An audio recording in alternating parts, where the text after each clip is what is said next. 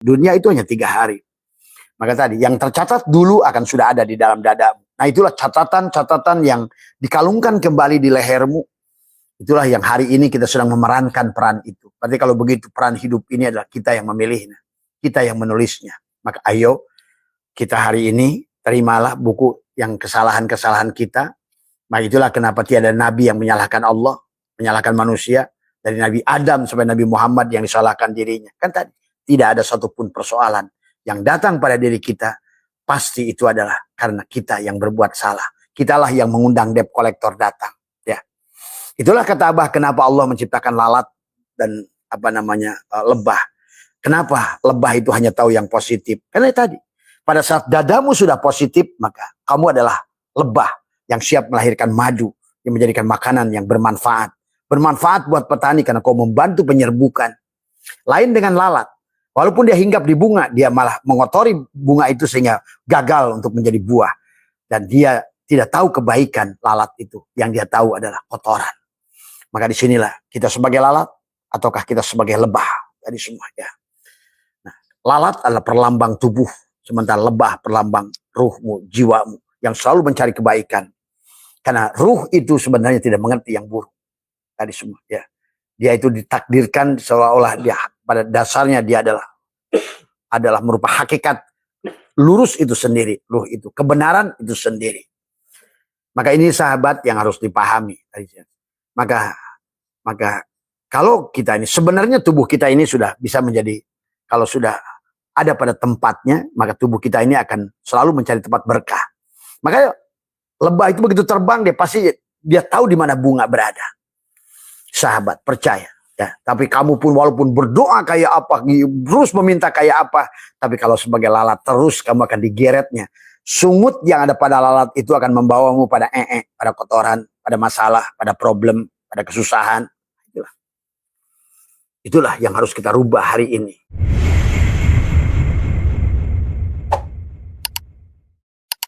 Assalamualaikum warahmatullahi wabarakatuh. A'udzu billahi minasyaitonir rajim. Bismillahirrahmanirrahim. Innal hamdalillah nahmaduhu wa nasta'inuhu wa nastaghfiruh wa na'udzu billahi min shururi anfusina wa min sayyiati a'malina may yahdihillahu fala mudilla lahu wa may yudlil fala hadiyalah. Asyhadu an la ilaha illallah wahdahu la syarikalah wa asyhadu anna sayyidana wa nabiyyana Muhammadan abduhu wa rasuluhu la nabiyya ba'dah. Subhanaka la ilma lana illa ma'alamtana innaka antal alimul hakim la hawla wa la quwata illa billahil aliyil. Raditu billahi rabba wa bil islami dina wa bi muhammadin nabiyya wa rasulah. Ilahi anta maksudi wa ridhaka matlubi atini mahabbataka wa ma'rifataka. Selamat pagi sahabat Abah Setu MDNH dimanapun berada. Alhamdulillah wa syukrillah, pagi hari ini kita kembali dikembalikan jiwa kita oleh Allah setelah kita dimatikan selama kita tidur. Ya, Allah menggenggam jiwa kita selama kita tidur. Alhamdulillahilladzi ahyana ba'dama amatana wa ilaihin nusur. Pantas kita syukuri, kita telah menerima hidup hari ini. Kita telah menerima untuk melanjutkan perjalanan. Marilah kita berada pada program Allah, bukan pada program kita, karena kita tidak tahu ya apa yang baik buat kita dan apa yang buruk buat kita sebenarnya. Disinilah hidup sahabat, setiap hari adalah kita terjadi proses pendewasaan kepada jiwa, pensucian kepada jiwa, dan boleh dikatakan orang yang tidak bahagia itu adalah lagi sakit jiwanya. Tadi, maka kebanyakan dari manusia adalah dalam keadaan sakit jiwanya. Itulah yang menjadikan timbulnya kegelisahan, ketakutan, penderitaan. Maka Abah membuat program namanya STS, adalah sadar. Sadar ya. Karena kalau tidak ada kesadaran, nah sadar itu apa? Ternyata sadar itu adalah jiwa. Jadi yang disebutkan dengan jiwa adalah sadar. Maka manusia yang sehat jiwanya adalah manusia yang sadar. Dan sadar itu letaknya adalah pada sodar, di dada, tadi semua. Maka kebahagiaan datang dari dadamu, juga kegelisahan datang dari dadamu adalah. Bahkan disinilah bagaimana pentingnya dada kita adalah merupakan ada baitullah. Kalau setiap ada baitullah ada multajam. Maka berarti adalah kamu bisa bicara pada diri sejatimu adalah di dadamu itu. Karena ada multajam.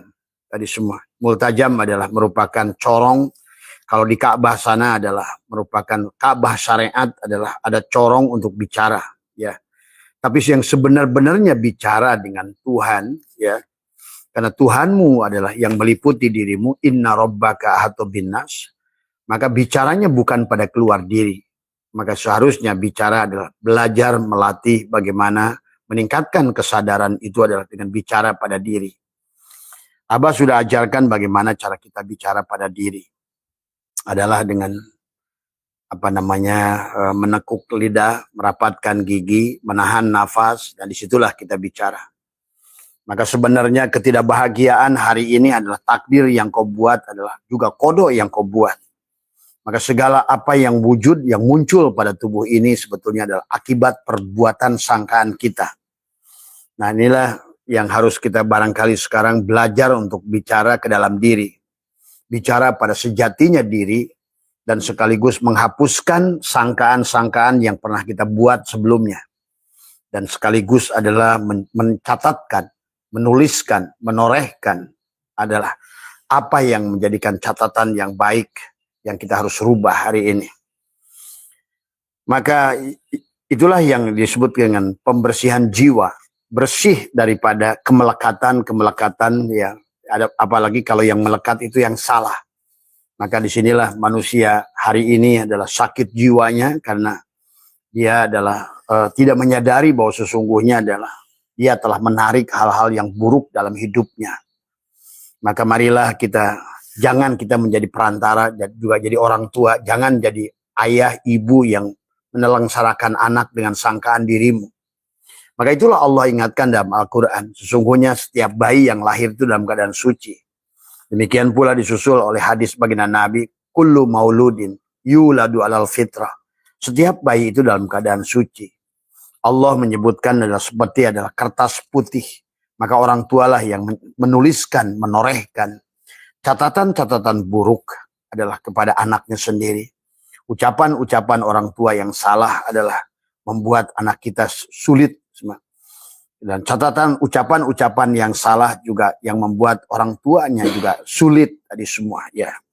Nah inilah kesulitan akan melahirkan kesulitan. Kemiskinan melahirkan kemiskinan.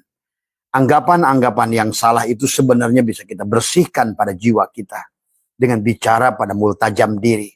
Inilah tentang dada, kata Abah juga. Ya, bagaimana kamu adalah kau kabun durriyun yuqadu min sajaratin mubarakah. Bagaimana? Tambatkan adalah pohon zaitun yang penuh dengan keberkahan pada dadamu itu. Nah, tetapi itu hanya maka kita harus sudah biasa. Kalau selama ini barangkali kamu berdoa keluar dari semua dengan mulutmu, maka hari ini kuncilah mulut kita. Kuncilah mulut kita, rapatkan giginya, bicaralah pada diri. Karena di sini ada multajam diri. Nah inilah. Nah adapun yang sebagaimana Abah pernah bahas bahwa sebenar-benarnya diri kita adalah ruh itu. Maka pada saat Allah meniupkan faida sawaituhu wa nafakhtu fihi min ruhi, maka ruh yang ditiupkan bukan ruh kita. Lah ruh Allah. Jadi pada saat masuk pada dalam tubuh kita, dia disebut jiwa. Nah, pada saat jiwa kehilangan kesadaran, itulah disebut kesadaran itu jiwa. Maka kita jadi makhluk jasad. Nah, disitulah kegelapan itu datang, kesedihan itu datang, masalah itu datang pada saat kita menjadi manusia jasad. Sehingga itulah yang harusnya kita rubah, refresh kembali adalah dengan menentukan waktu yang Abah sudah ajarkan antara pada saat gelombang theta sebelum tidur atau setelah tidur. Kamu bicaralah pada dirimu, bukan dengan lisan dohirmu, tapi dengan lisan batinmu. Tadi semua, ya. Maka bagaimana cara bicara dengan lisan batinmu adalah dengan mengunci lidah dohirmu. Itulah Nabi juga bercerita nanti di akhirat mulutmu dikunci, maka semuanya bicara. Itu maksudnya. Karena pada dasarnya pada saat mulutmu dikunci, semua tubuh ini berbicara. sahabat-sahabat yang sudah mengerti, bah kenapa terdengar bunyi dari sini, dari seluruh anggota tubuh. Nah, iya, semua tubuh kita akan berzikir pada Allah tadi semua. Bahkan kalau semakin peka pendengaranmu, maka kamu akan terdengar betapa berisiknya tubuh kita ini, mengagungkan asma Allah pada diri. Ismu Jalalah sudah ada pada setiap helaan nafasmu. Ismu Jalalah sudah ada pada bulumu, pada kulitmu, dagingmu, tulangmu, sungsummu, semuanya. Nah inilah sahabat, jadi kesimpulannya bahwa itulah yang harus dipahami. Sebenar-benarnya diri adalah ruh, pada saat ruh ditiupkan pada tubuh ini disebut jiwa.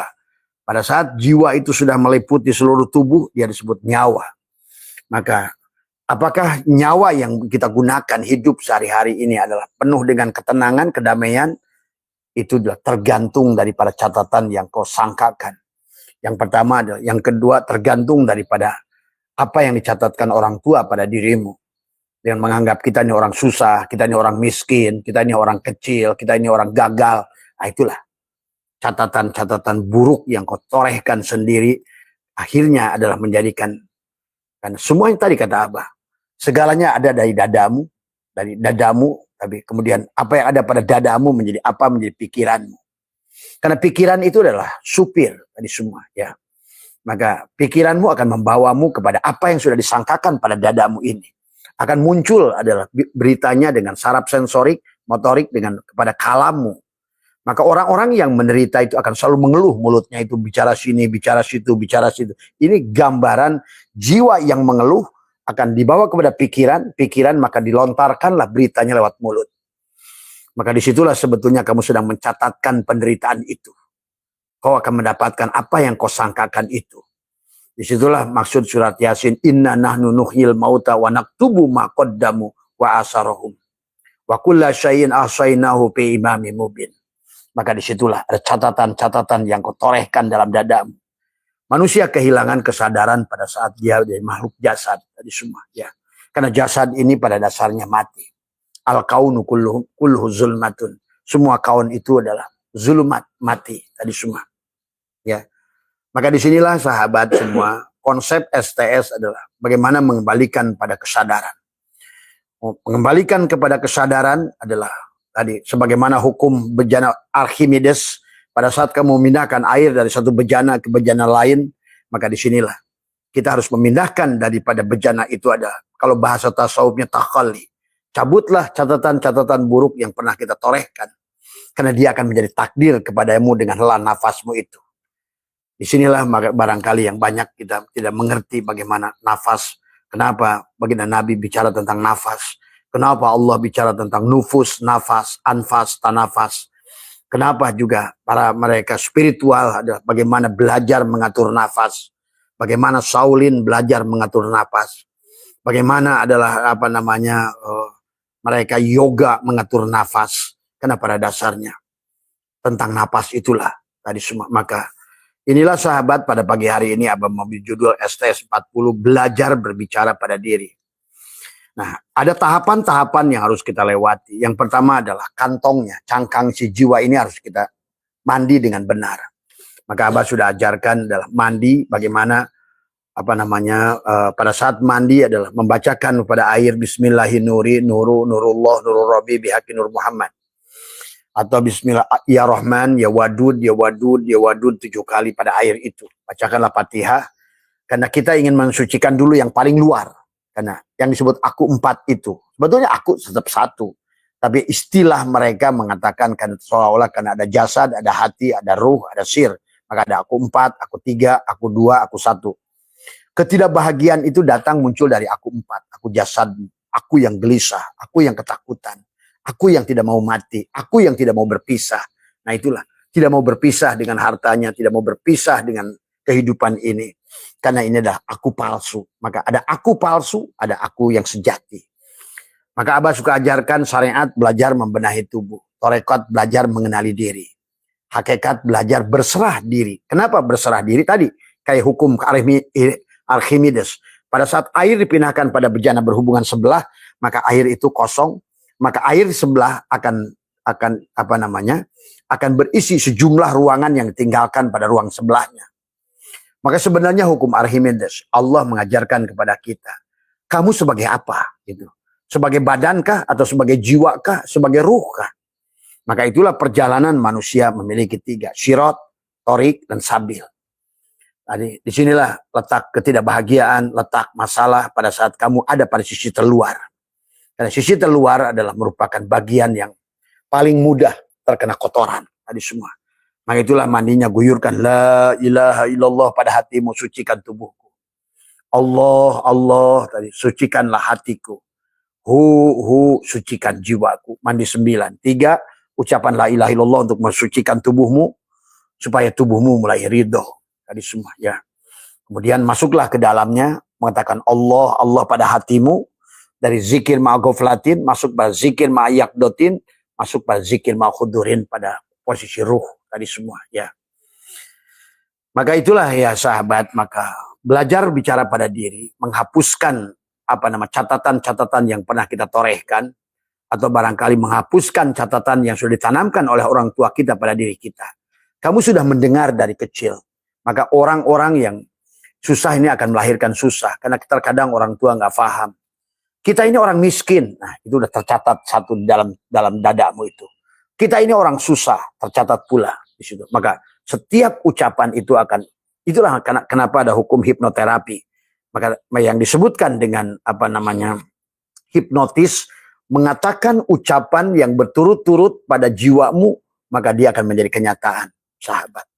Jadi kenyataan realita yang kita hadapi ini adalah akibat dari catatan-catatan yang tertanam. Tidak ada satupun yang keluar dari situ. Maka itulah Allah ingatkan, wa naktubu ma qaddamu wa asarohum. Allah hanya mencatatkan, Allah hanya jadi katib, Allah hanya jadi juru tulis. Itulah yang disebut raqibun atidun. Tapi yang dimaksud adalah pada dirimu secara ilmiah adalah DNA, kromosom akan mencatat apapun setiap yang dikatakan orang dari luar. Disitulah kita dilengkapi dengan rasa pada jasmani, rasa pada ruhani, rasa pada itulah perjalanan penghujung manusia itu adalah rasa, sahabat. Karena kau akan menyaksikan Rasul Allah pada rasa itu. Nah inilah ya, makanya pagi hari ini Abah ingin mengajarkan bagaimana kita melatih untuk bicara pada sejatinya diri.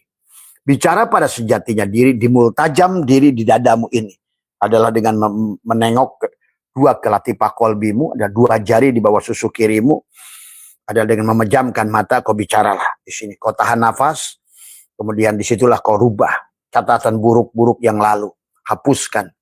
Ya Allah, barangkali dulu pernah dicatatkan tadi semua sangkaan-sangkaan yang buruk, maka hari ini tariklah oleh napasmu, maka buanglah dengan napasmu. Jadi kamu mencatatkan, membuang tadi semua. Ya, coba kamu buktikan.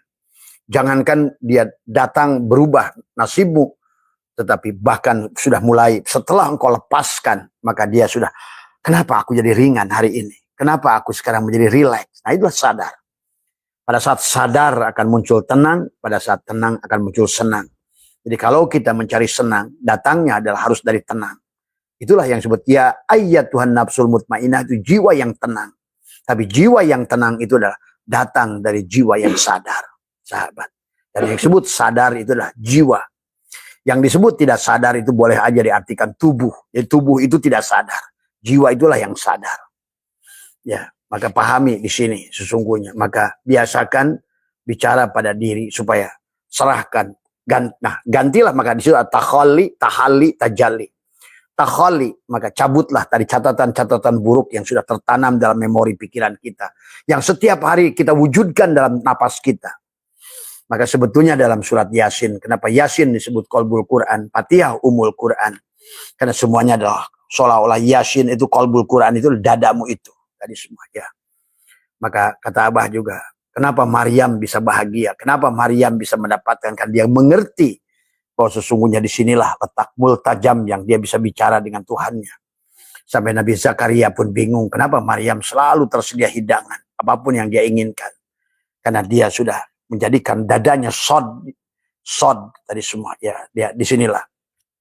Maka bicaralah pada sodmu, sodermu, dadamu tadi semua. Rubahlah catatan-catatan buruk, dan ini pula adalah yang akan menghapuskan karma-karma buruk yang telah tercatat bahkan jauh dari kehidupan sebelumnya yang kalian tidak pahami. Maka ada manusia yang tidak selesai urusan dunia di sini, sebenarnya bukan urusan di sini, tapi kau ada catatan karma yang jauh sebelum itu. Nah inilah yang barangkali hari ini tidak boleh lagi kita tertutup dengan hal itu. Kalau tidak, manusia tidak mengerti hakikat sejatinya dirinya itu. Tadi semua inilah hanya cara Tuhan adalah mendidik jiwa kita sampai kembali murni dengan kembali kepada ruh sebagai sebenar-benarnya diri kita. Ya, jadi pada saat diri kita ini disebut ruh, pada saat masuk disebut jiwa, maka itulah disebut kesadaran tadi semua. Saat keluar masuk jiwa itu disebut nafas. Jadi nafas itu adalah si jiwa yang keluar masuk dari hidung, itu nafas. Jadi istilah saja sebenarnya. Maka itulah kenapa Lailatul Qadar itu adalah pada saat dikatakan oleh Imam Ghazali pada saat angin tidak berhembus. Tapi yang dimaksud adalah bukan di luar diri, angin pada diri. Menahan nafasmu itu, padahal maksudnya adalah tekuklah lidahmu. Kenapa harus ditekuk lidah? Lihat kalau kalian yang sudah biasa membantu orang sakaratul maut, di penghujung napas terakhirnya itu dia lidahnya akan menekuk ke atas. Dan menutup rongga napasnya. Jadi sebenarnya kita sendiri yang menutup rongga napas itu. Kadang-kadang dia sampai bunyi berderit dari semua tadi. Ya tadi.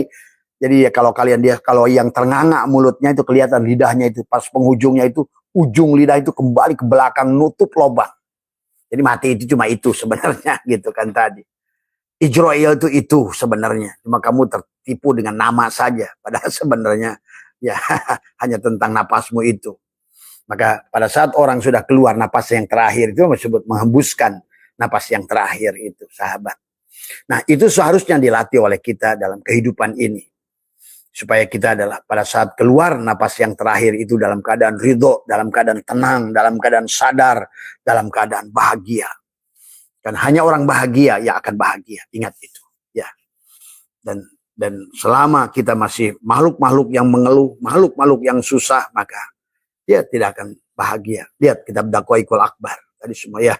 Pada saat ruh keluar itu mereka banyak protes, ngamuk, nggak terima sampai 40 hari dia masih ngamuk. Tadi semua ya. Ya artinya bagaimana mau kembali pada Allah kalau seandainya kita nggak rela mati. Tadi semua ya.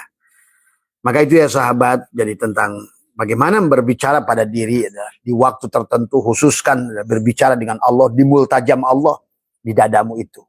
Di dua tengokkan ke sini ya, pejamkan matamu, tekukan lidahnya. 21. Maka disitulah tanggal 21. Jadi satukan jasad dan ruh. Berhentikan nafas karena tubuh ini dan ruh kita disambungkan dengan nafas. Maka tadi ada nufus, ada anfas, ada nafas, ada tanapas. Adapun tanapas ada hanya gelombang pada pikiranmu tadi. Apakah delta, theta, beta, alpha itu yang mempengaruhi.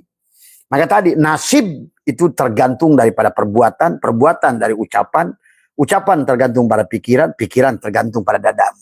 Nah, sementara di dadamu itu ada catatan-catatan yang sudah tidak sadari oleh kamu tertulis tadi itu yang Allah katakan wa naktubu ma qaddamu wa asarohum. Jadi kalau seandainya di penghujung itu kita berbuat buruk, sebetulnya perbuatan buruk itu datang daripada nasib buruk itu datang dari perbuatan buruk datang dari ucapan buruk dari pikiran buruk datang dari hati yang busuk tadi semua ya. Maka disinilah letaknya. Tapi sebelum kamu bicara dengan dia, sejatinya diri kan tadi syariat mengajarkan membenahi diri, thariqat mengajarkan tentang belajar mengenali diri, hakikat untuk belajar mengenali sejatinya berserah diri, dan ma'rifat tujuan mengenal sejatinya diri. Nah kamu bicara dengan sejatinya dirimu, maka bicara pada Allah itu bukan teriak, bicara pada Allah itu di penghujungnya adalah kunci lidahmu diam dalam faham tadi semua. Jadi nggak usah bawel pada Tuhan ya. Itulah kenapa para ulama mengartikan doa itu da'a da'u, menghadirkan, bukan meminta, apalagi mengatur. Ya. Selama ini tadi ulama-ulama syariat hanya berbuat salah dengan mengajarkan orang, disuruh meminta, tadi semua ya. Padahal pada saat di situ pun sudah belum ada kata meminta aja sudah syirik. Ada yang meminta pasti ada yang diminta, ada yang menyembah pasti ada yang disembah, ada yang kamu wujud pasti Allah itu Adam. Nah inilah persoalan. Bagaimana mungkin kamu yang wujud? Karena hukum bagi Allah itu adalah nafi isbat. Kamu ada, dia tidak ada. Nah itulah tadi semua. Jadi kalau kamu pandang kayu dan asbak kayu ini adalah asbak, maka hilanglah kayu di matamu.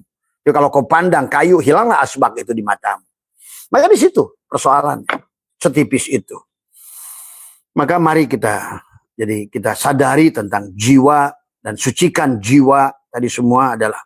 Nah, adapun jiwa itu tergantung. Maka tahu wa nafsi wa masawaha fa'alhamaha fujuraha wa taqwaha.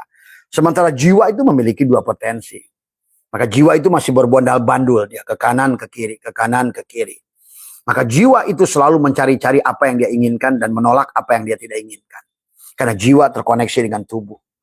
Nah, pada saat kita sudah belajar kompromi pada diri, kita sudah mampu melihat tadi semua bondal-bandulnya makhluk, tagoyurnya makhluk, maka si jiwa itu akan mulai tenang. Oh, ternyata selama ini lapang itu juga bukan lapang. Oh, ternyata sempit itu juga bukan sempit. Disitulah jiwa akan sadar, mengenali. Sebenarnya yang dituju bukan untuk lapang dan sempit, tetapi bagaimana kau mengenali pemberi lapang dan pemberi sempit itu. Nah, itulah nanti jiwa. Maka demikian pula. Bukan surga, bukan neraka, bukan madu atau racun. Tapi sebenarnya akhirnya jiwa mengenali sebenar-benarnya adalah madu adalah bukan masalah madunya, bukan masalah racunnya, tetapi adalah aku mengenali yang memegang madu dan racun itu, yang punyanya. Nah, itu sahabat ya. Nah, kalau begitu berarti jiwa sudah mulai akan tenang. Karena dia sudah dua tapi satu. Tadi semua. Tidak lagi pirok tadi semua ya. Nah, ini ya yang kemudian maka itulah yang disebut jiwa. Pada saat ruh di dalam keluar masuk disebut nafas. Pada saat dia punya kehendak disebut hati. Pada saat dia menginginkan sesuatu disebut nafsu. Pada saat keinginan baik disebut dengan nafsul mutmainah. Pada saat keinginan buruk disebut dengan amaroh. Dari semua. Pada saat jiwa itu mempercayai sesuatu disebut iman. Pada saat berbuat sesuatu jiwa itu disebut akal. Pada saat melihat disebut basor. Pada saat mendengar disebut sama. Pada saat bicara disebut kalam. Pada saat berkehendak disebut kudrat. Ya, itu semuanya adalah ruh sebenarnya.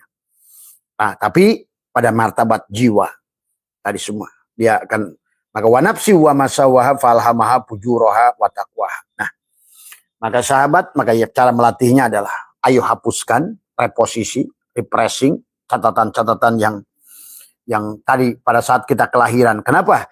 Pada saat surat Al-Isra ayat 13 Allah berfirman wa kullal insani alzamnahu ta'iro, setiap kelahiran manusia akan dikalungkan di buku di lehernya. Buku apa itu? Buku yang telah kamu catatkan di kehidupan sebelumnya. Kenapa masih tercatat di situ? Karena kamu belum terima. Maka pada saat kamu sudah ridho akan terhapuskan semua. Maka akhirnya bukumu kosong. Maka disitulah sebetulnya. Pada saat kamu sudah kosong, berapapun ibadah yang kamu lakukan dibagi kosong, hasilnya tak terhingga. Dari semua, ya. Pahami ya. Maka disitulah kenapa kita harus mempanakkan diri. Karena berapapun ikhtiar modal yang kamu lakukan pada saat dibagi kosong, hasilnya tak terhingga. Inilah bisnis dengan Tuhan. Ya. Dan dia ada pada dirimu. Karena dia tidak berpisah dirimu. Wa huwa ma'akum aina ma kuntum. Dari semua. Pada saat kamu bergerak, diam, melihat, bicara, sesungguhnya kamu sedang bersama dengan dalang. Nah, kesadaran hadir dalangnya itulah yang kamu harus sadari. Tadi semua ya. Bukan kesadaran pada dirimu, tapi pada kesadaran dalang. Tadi semua ya. Nah, inilah yang sementara ini justru ada pada kesadaran tubuhmu. Maka ingin ini, ingin itu, nolak ini, nolak itu. Nah, itulah.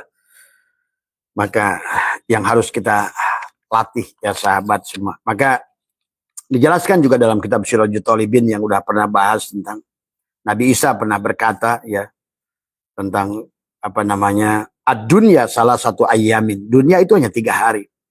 Maka tadi yang tercatat dulu akan sudah ada di dalam dadamu. Nah, itulah catatan-catatan yang dikalungkan kembali di lehermu. Itulah yang hari ini kita sedang memerankan peran itu. Berarti kalau begitu peran hidup ini adalah kita yang memilihnya.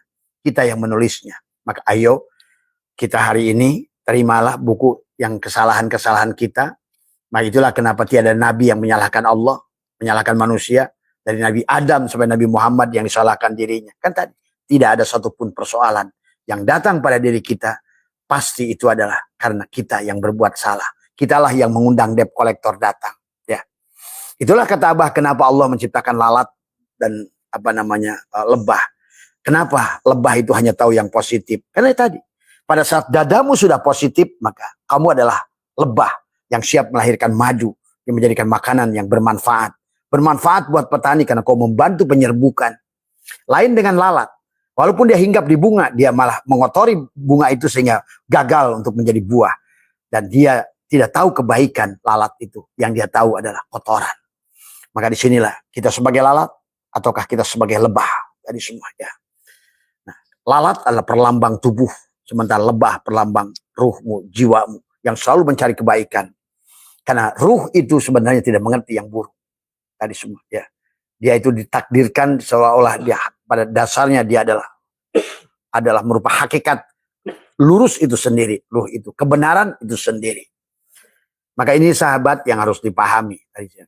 Maka kalau kita ini sebenarnya tubuh kita ini sudah bisa menjadi, kalau sudah ada pada tempatnya, maka tubuh kita ini akan selalu mencari tempat berkah. Makanya lebah itu begitu terbang, dia tahu di mana bunga berada. Sahabat, percaya. Ya, tapi kamu pun walaupun berdoa kayak apa, terus meminta kayak apa, tapi kalau sebagai lalat terus kamu akan digeretnya. Sungut yang ada pada lalat itu akan membawamu pada pada kotoran, pada masalah, pada problem, pada kesusahan. Itulah yang harus kita rubah hari ini. Jadi kenapa Tuhan menciptakan makhluk-makhluk ini untuk memberikan pelajaran sebagai ibroh kepada kita, pelajaran. Bagaimana lalat, bagaimana itu. Demikian pula Allah menciptakan, kenapa ada menciptakan ulet. Tuhan menciptakan ulet begitu menjijikan. Tapi lihat bagaimana ulet itu sedang mengajarkan, Allah mengajarkan kepada kita lewat ulet. Ulat adalah makhluk yang dibenci oleh petani. Ulat adalah dibenci oleh perempuan. Tapi kemudian di penghujungnya, dia adalah makhluk yang mau berubah. Nah, tadi, bagaimana cara merubahnya? Tadi bicaralah pada diri. Buang kotorannya. Tadi semua. Tadi. Qad aflaha man zakaha wa qad khaba man dasaha. Kau mengotori dadamu, kau akan seperti lalat. Kau membersihkan dadamu, kau seperti lebah. Dan kalau sudah jadi lebah, nggak usah cari rizki. Karena dia tahu di mana rizki itu ada. Dia ngerti di mana bunga itu ada. Tubuhmu sendiri akan terbang. Kau menyebutnya kebetulan. Tapi sebenarnya bukan kebetulan. Pada saat jiwamu bersih, tadi kesadaranmu penuh, maka tubuhmu sendiri akan mencari, akan tahu di mana rizkimu. Tuh, betul. Sebaliknya pada saat jiwamu ulet, tadi semua lalat, bagaimanapun kau ikhtiarnya, tetap saja akan dibawa ke tadi semua. Karena lalat itu hanya tahu tempat kotor. Ulat itu hanya tahu tempat masalah. Maka tadi, hinggap di nasi, dia melahirkan masalah penyakit. Lihat kamu, pada saat lalat hinggap pada nasimu, sebentar lihat dia tinggalkan telur-telur yang menjadikan penyakit itu di situ. Ya, inilah Tuhan sudah mengajarkan kepada kita. Dari ayat-ayat kauniyah yang ada ini. Mengajarkan kepada kita bagaimana seharusnya hidup. Maka ayo bersihkan jiwamu. Bukan masalah berapa rajinnya kamu. Bukan masalah berapa banyak ibadahmu. Bukan. Tapi sucikan jiwamu. Maka jiwamu sendiri yang akan membawa kepada ibadah itu sendiri. Bukan ibadah yang didorong oleh hawa nafsu. Bukan karena sesuatu dan sebab sesuatu. Tapi adalah karena memang secara kodratnya tubuhmu sendiri akan menuju kepada kebaikan. Sebagaimana lebah akan mencari bunga, sahabat. Ya. Hinggap di bunga, dia mengambil nektar, dianya surga kepada dia, kepada bunganya, akan melahirkan proses terjadi putik dan benang sari menyatu. Akhirnya buah itu akan menjadikan rahmat, karena akan menjadikan sesuatu kepada manusia. Tapi lalat sebaliknya selalu menggagalkan. Tubuhmu itu selalu menggagalkan. Hinggap di bunga, maka dia bunga itu. Sehingga dia gosong, kering. Maka sekarang ini banyak adalah bunga itu ada lalat buah namanya. Dia selalu menggagalkan perjalanan buah itu untuk menunjukkan jati dirinya, menjadikan sesuatu yang bermanfaat. Itulah lalat. Nah sama sahabat, pada diri kita. Tubuh kita seumpama lalat. Ya. Sementara jiwa kita, ruh kita seumpama adalah sama. Tubuh kita seumpama ulat. Dan sebaliknya adalah tetapi ulat mengajarkan kepada kita, seburuk apapun dia, badan kita, mau ketemu orang dibenci, mau pinjam uang nggak diizinkan, mau kerja susah, mau usaha, itu karena ulat. Karena ulat itu tadi susah, benci sini, benci sana, benci sini, tapi tetap Allah berkata, innallaha la yughayyiru ma biqaumin hatta yughayyiru ma. Ayo, rubah jiwamu. Allah tidak akan merubah. Bahkan tadi semua. Kecuali kamu merubah. Hatta yughayyiru ma bi anfusihim. Rubahlah jiwamu itu. Sehatkan jiwa itu. Kamu bukan makhluk jasad, tapi adalah jiwa. Sucikan jiwa itu. Tadi semua. Ya. Nah itulah caranya. Maka pada saat ulat ini, tubuh ini sudah menutup diri. Tadi, seperti kepompong. Dia berkata lahayun. Nah itulah yang membersihkan jiwa yang pertama. Tobat, taba ya tubuh taubatan. Pertama kembalikan aku 4. Yan khorjiah, Adam, tadi semua. Ada 7 sifat ma'ani pada tubuh. Kembalikan, lahayun, aku tidak hidup. Maka, supaya apa? Karena Allah itu nafi isbat. Kamu hidup, Allah yang mati. Coba. Karena muhalafatul hawadis berseberangan dengan sifat kita.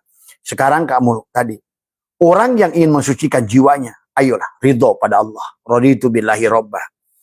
Aku mati. Lahayun, aku tidak punya hidup. Karena hidupku hidup Allah. La alim, la sami'un. Aku ini tidak mendengar. Aku mendengar dengan samanya Allah.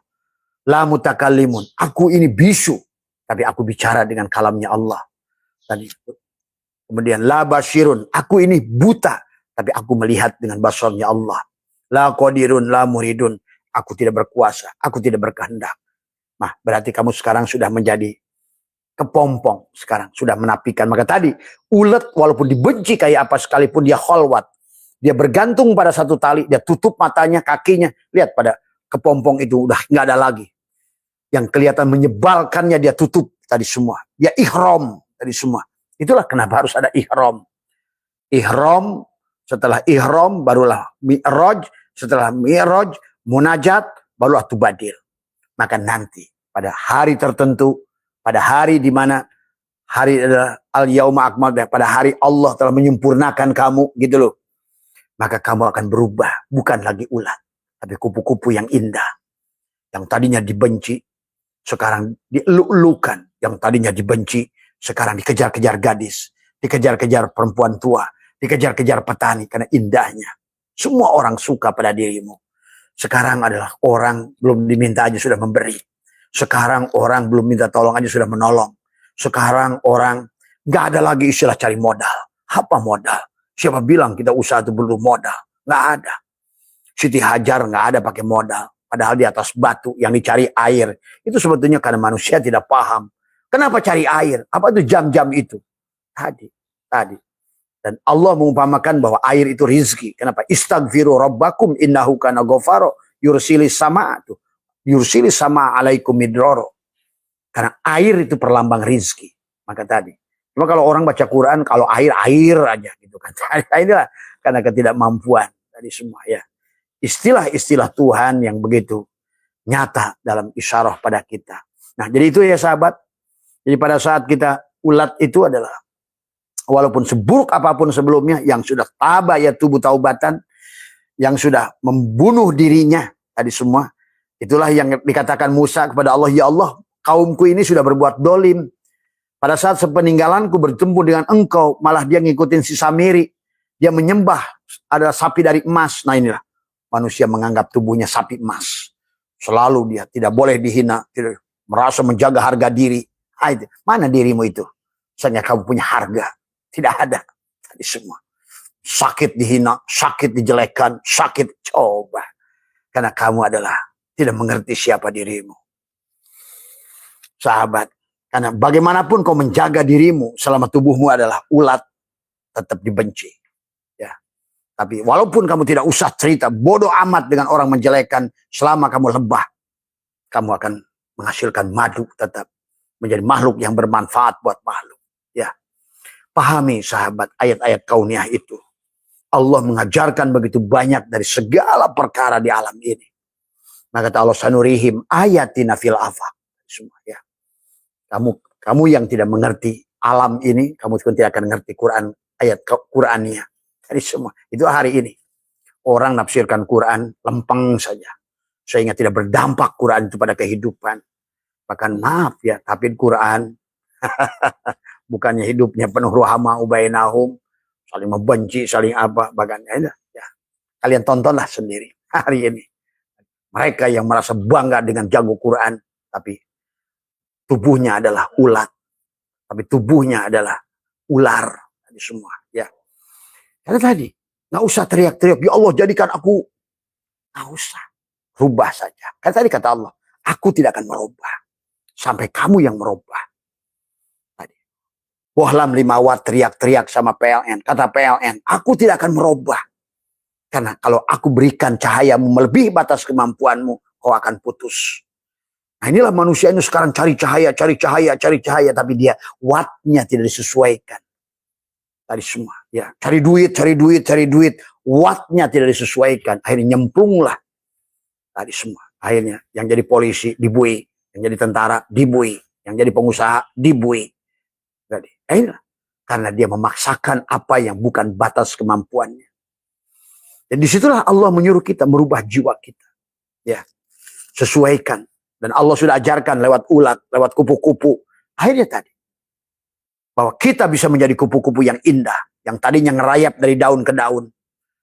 Menyebalkan ke setiap makhluk. Sekarang kamu bisa terbang. Namanya juga sudah kupu-kupu. Terbang. Indah bulumu. Bercahaya. Semua. Ya. Disukai.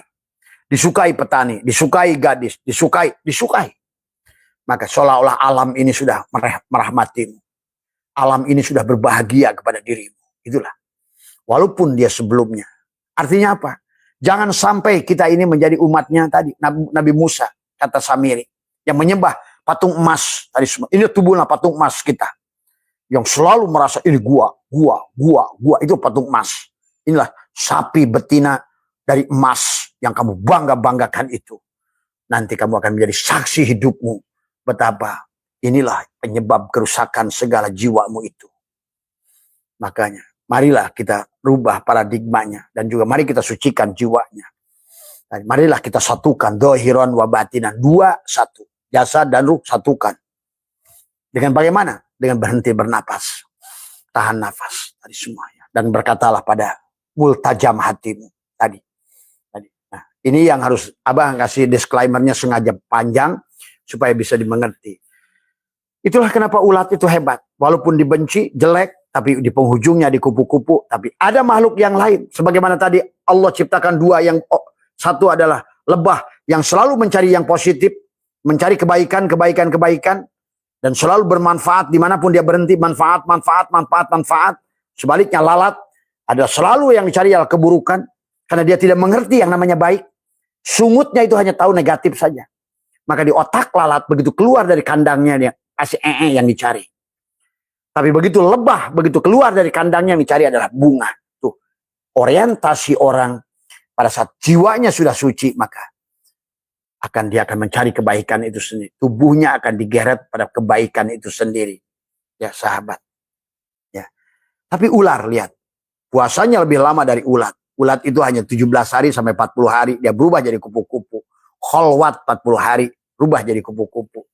Tapi ular 4 bulan masuk dalam gua. Kenapa? Karena dia tidak sempurna menapikan dirinya. Kalau ulat kan betul-betul masuk dia saum imsak.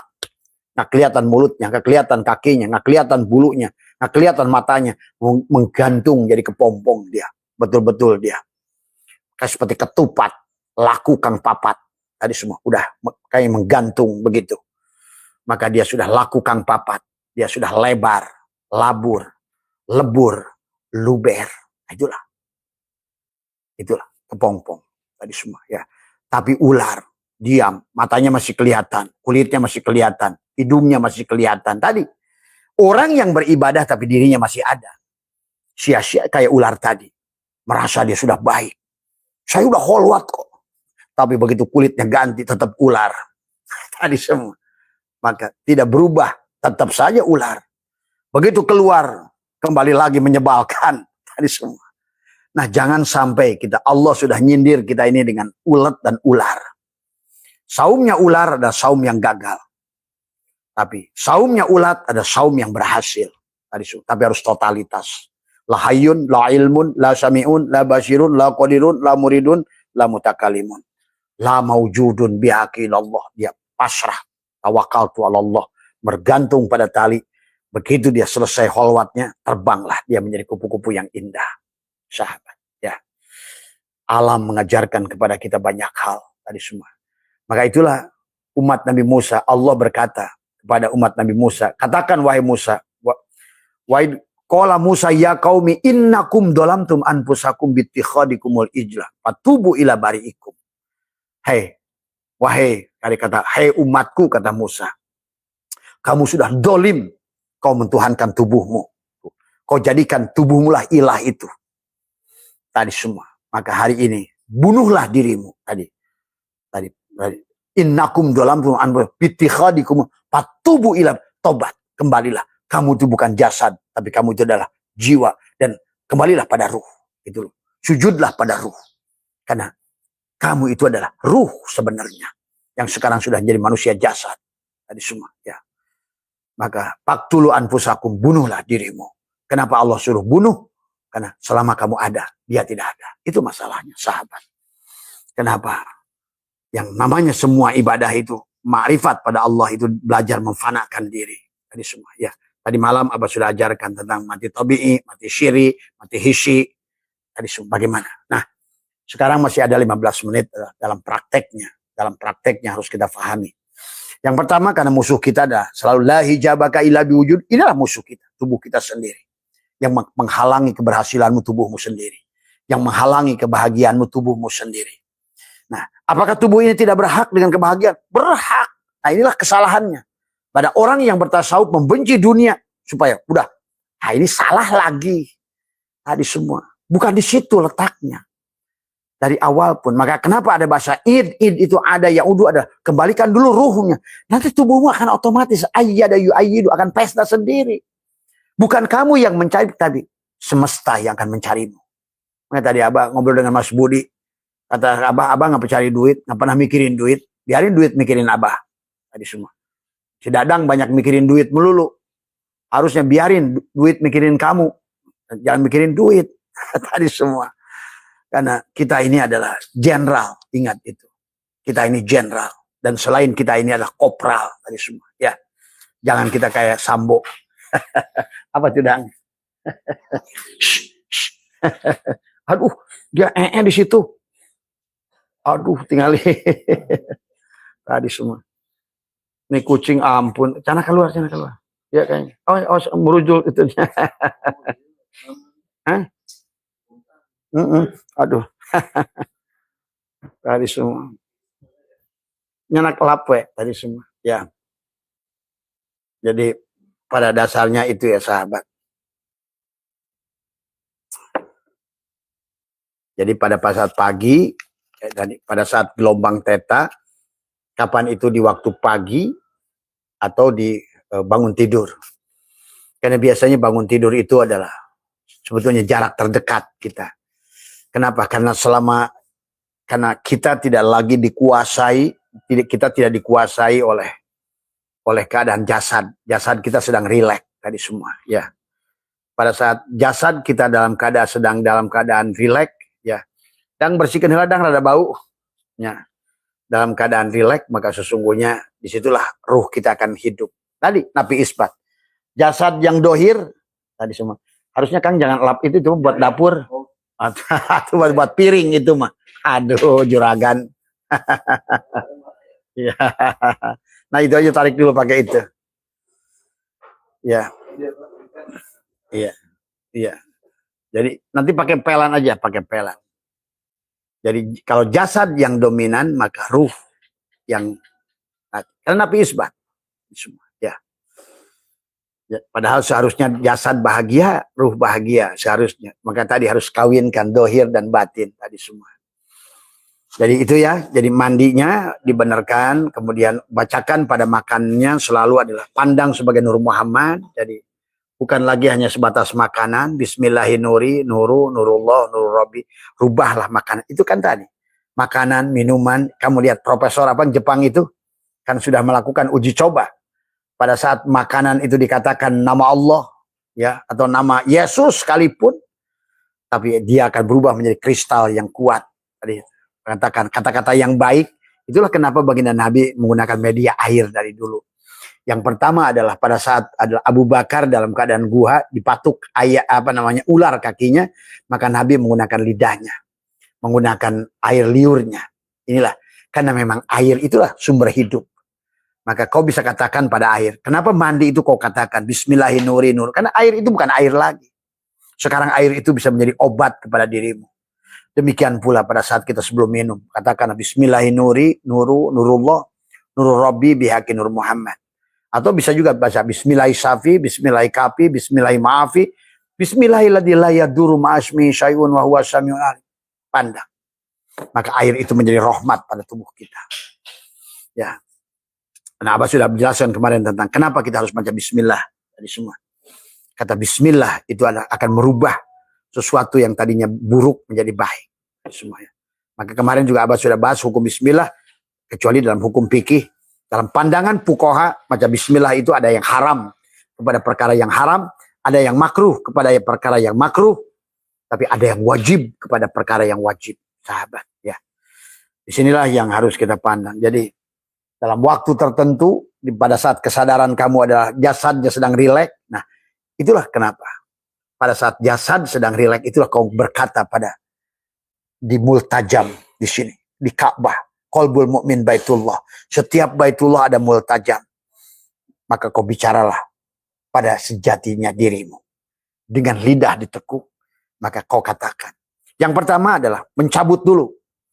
Tadi. Mencabut apa yang sudah tertulis di dalam situ. Wa naktubu ma qaddamu wa asarahum. Cabutlah. Ya Allah. Barangkali salah ucapan dari diriku, salah ucapan dari ibuku, keluargaku semua. Ataupun dalam anggapanku selama ini. Maka aku ingin mencabut apa yang sudah tercatat di dalam. Karena semuanya itu dengan napas, Pak. Itu. Ya. Napas mencabut, mencatatkan adalah karma-karma buruk pada dada kita. Dan melahirkannya juga dengan napas. Itulah kenapa ada sirullah dan nurullah. Napas masuk, keluar Allah. Napas Allah. Tadi semua. Karena dengan napas itulah kau bicara. Hanya dengan Rasulullah. Intinya gitu. Hanya dengan Muhammad lah kau bisa mensucikan jiwa. Tadi semua. Ya. Adam yang bersuci, Muhammad yang mensucikan. Tadi. Ya. Adam yang bersuci, Rasulullah yang mensucikan. Tadi semua. Maka cabutlah kata-kata dengan kata-katamu. Tapi bukan lisanmu. Tapi dengan lisan batinmu. Dan udara tidak boleh berhembus, kata Imam Ghazali. Karena Lailatul Qadar itu, di situ ada qadar, Lailatun, ada qadar tadi pada dirimu. Di semua. Maka di situ kau bicara pada diri. Cabut perkara-perkara, termasuk ya Allah, barangkali saya pernah membunuh di kehidupan yang lalu. Barangkali saya pernah menyakiti orang di kehidupan yang lalu. Barangkali saya pernah. Hari ini ya Allah, aku ingin mencabut. Tadi semua. Itulah, bersihkan. Nah, sebaliknya setelah kamu takhalli tadi semua, maka mulailah tahalli. Masukkan. Aku lebih baik, lebih sehat, lebih sabar, lebih apa, semua terus katakan yang baik. Maka Abah pernah ajarkan dengan STS, ada 7 permintaan yang kamu boleh tulis, yang kamu bicara pada dirimu sendiri. Dan itu harus dilatih, sahabat. Ya, nggak ada yang orang hebat. Seorang lifter tidak ada yang sampai bisa ngangkat 200 kilo, dimulai dari 10 kilo, 25 kilo, 50 kilo, apapun belajar. Tidak ada pembalap yang hebat kecuali dengan latihan. Tidak ada Rossi kecuali dengan latihan. Inilah exercise, ya. Dan itu adalah harus dilatih supaya menumbuhkan keyakinan tadi semua. Bicara. Tuliskan 7 hal, kemudian kalau tidak terjadi, teruskan lagi. Sampai batas kesadaran kamu muncul. Betapa dahsyatnya ucapan hatimu itu. Karena dia bukan ucapanmu. Dia yang bicara pada dia. Pada dasarnya. Dengan kamu diam. Tadi semua. Ya. Makanya tadi bicara dengan Allah itu la sautun la harfun, tidak suara dan huruf di penghujungnya. Maka kalau tadi di makom si jiwa masih bicara dengan hati. Tapi di makom ruh sudah tidak lagi bicara. Cukup menaklukkan lidah dan diamlah. Kalau di makom jiwa masih ada baca usolli lam jalalah, ruhku ruh Allah, rahasiaku rahasia Allah, kedudukanku menghadap kiblat Baitullah. Di makom ruh sudah tidak ada lagi. Diam. Maka hanya di makom muraqabah kamu ada minta. Rasulullah Muhammad minta pada Allah, boleh minta. Hanya Muhammad yang menyembah Allah, boleh. Tapi di makom musyahadah, dia menyaksikan dirinya sendiri. Dia menyembah dirinya sendiri. Dia memuji dirinya sendiri. Dia sholat kepada dirinya sendiri. Itulah makom musyahadah, sahabat. Maka di makom itu kamu sudah tidak ada, sudah sirna, sudah lenyap. Tadi semua, ya. Maka disitulah yang harus dipahami. Ya, jadi ternyata kesulitan, permasalahan adalah karena dari sangkaan-sangkaan kita pada diri. Dan maaf untuk sementara bukan kalian harus menjauhi orang-orang. Nah tadi, berhentilah. Karena biasanya tarik hukum tarik menarik. Orang yang sedang susah itu akan bergabung dengan orang susah. Orang yang permasalahan yang sama itu biasanya akan mudah bercerita kepada orang yang sama persoalan. Kayak nasib. Itulah perasaan satu nasib itulah yang sebenarnya telah menetapkan kamu dalam keadaan itu. Bahkan menjadi 2 kali lebih dahsyat. Karena persoalan temanmu sekarang ada di hatimu juga. Inilah. Makanya tadi dalam hikam la tashab, janganlah kamu bersahabat kepada orang-orang yang perkataannya, perbuatannya tidak membawa dia kepada Allah, tapi hanya membawa pada keluhan. Ya. Jadi sekali lagi, yang kedua, yang ketiganya adalah tidak boleh ngeluh. Karena orang mengeluh itu cirinya adalah tanda dia tidak ridho. Padahal sesungguhnya setiap keluhan yang kamu lakukan, kamu telah menetapkan persoalan kamu. Bahkan dalam keterangan lain, orang mengeluhkan pada orang dengan diharapkan minta pertolongan pada orang itu, Tuhan akan, sebelum kamu ditolong orang itu, Tuhan telah tetapkan 70 kesulitan baru kepada dirimu. Jadi biang segala kesulitan itu keluhan. Biang segala kesulitan itu persoalan ucapan, sangkaan.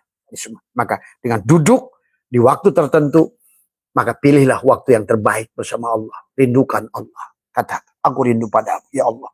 Aku rindu padamu Rasulullah. Pada hatimu, pada dadamu. Sholli ala Ahmad, sholli ala Muhammad. Kul huwallahu ahad, usapkan pada dadamu. Rabbi syrahli sadri wa yassirli amri wahlul 'uqdatam min lisani yafqahu qauli. Bukalah dadamu. Maka di situ kamu sudah mulai.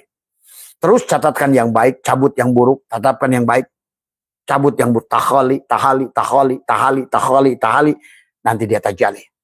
Maka pada saat dia tajali, man dakhalahu kana aminatu. Pada saat dia sudah masuk. Apa yang masuk? Kohar Allah pada dadamu. Sehingga tidak ada lagi nanti keburukan yang masuk pada hatimu. Karena koharnya Allah akan menjadi satpam di dalam dadamu. Ya, pada saat kau ingin berbuat salah, ditendangnya. Ya. Inilah sahabat, maka tubuhmu menjadikan rahmat. Rahmatan lil alamin. Rahmatan fil alamin.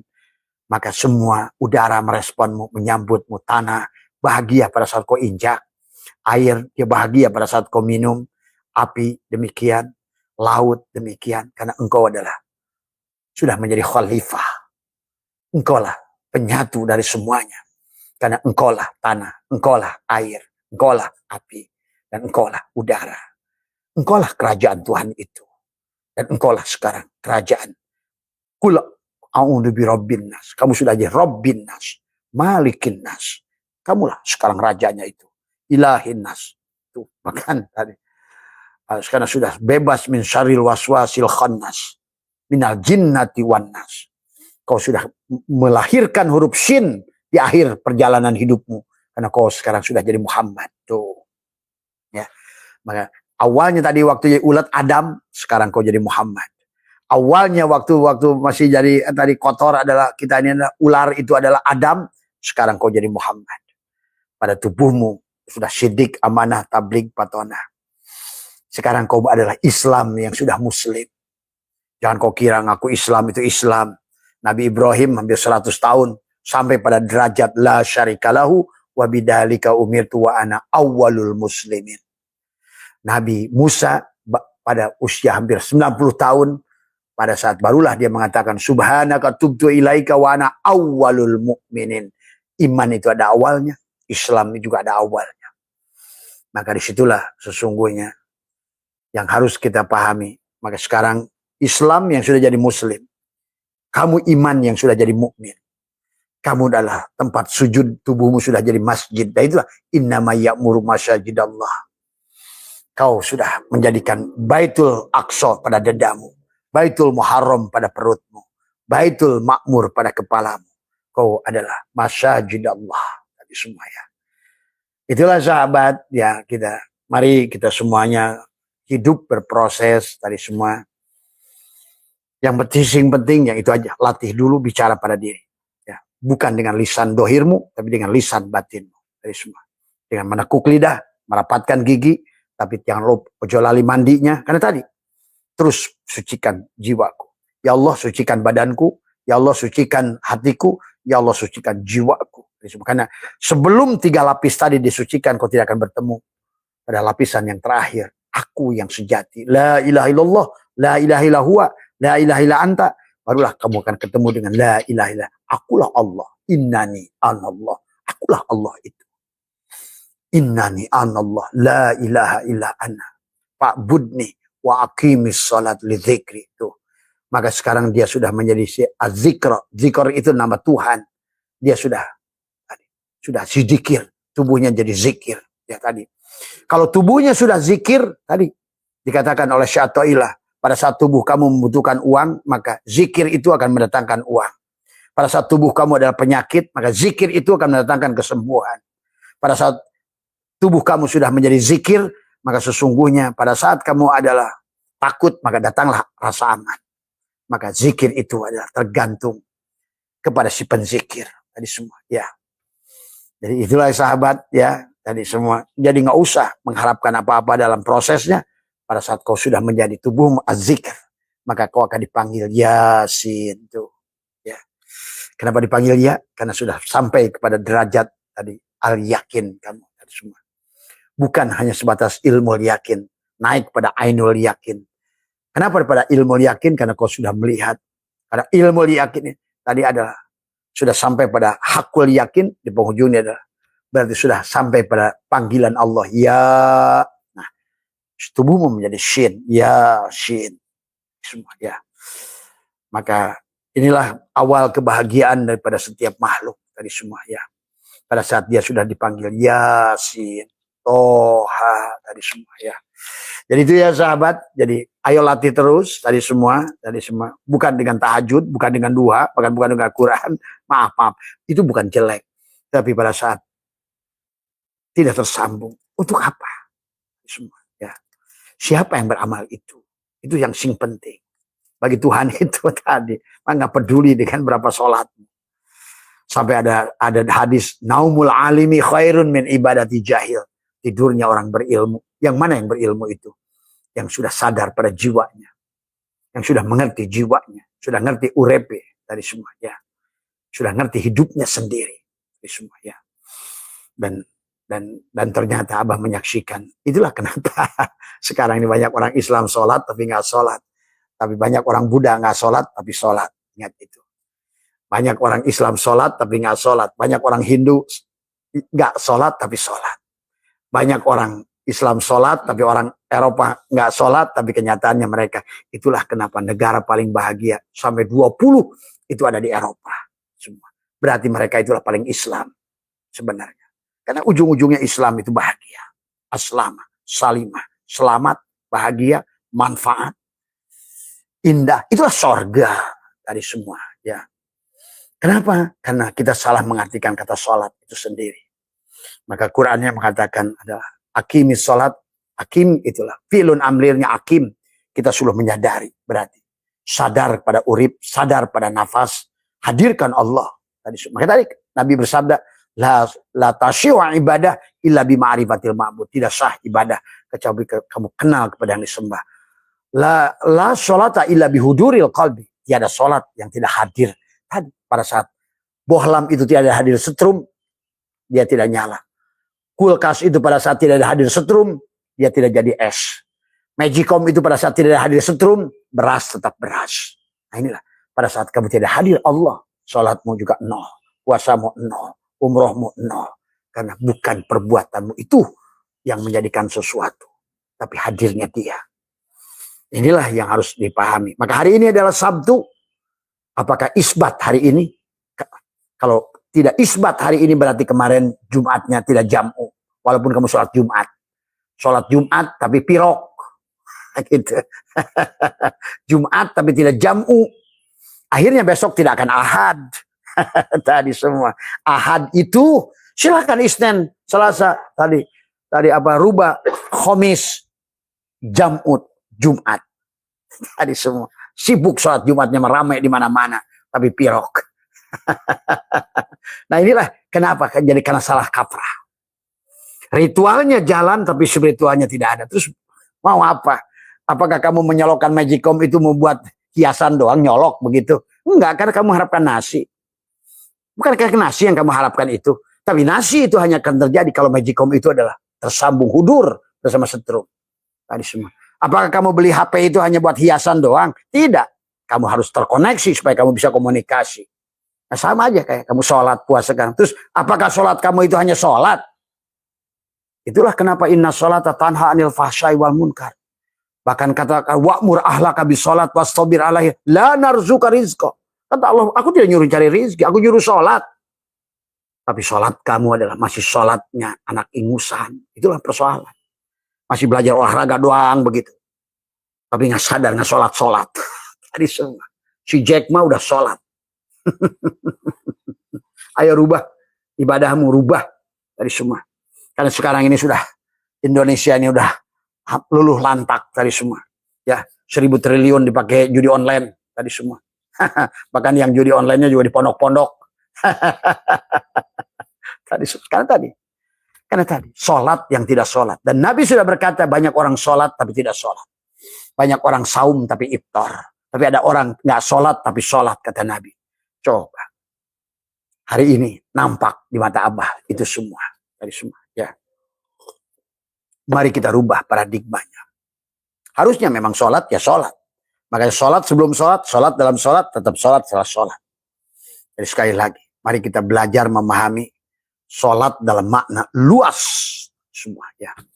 Karena itulah Quran juga mengatakan akimis sholat adalah pilun amrinnya itu akim, akoma, yukimu, ikomatan itu dimana mutaadi. Artinya selamanya sadar kehadiran Allah.